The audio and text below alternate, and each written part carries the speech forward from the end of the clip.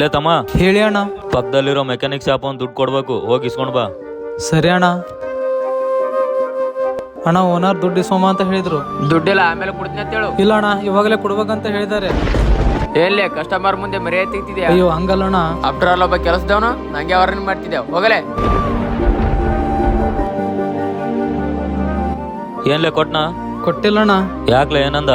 Customer ಇದ್ರು ಅಂತ ಬೈದ್ ಕಳ್ಸ್ದ ಅಣ್ಣ. ನೀನ್ ಏನಾದ್ರೂ ತಪ್ಪ ಮಾತಾಡ್ದ? ಪ್ರಾಮಿಸ್ ಅಣ್ಣ, ನಾನ್ ತಪ್ಪಾಗಿ ಮಾತಾಡಿಲ್ಲ.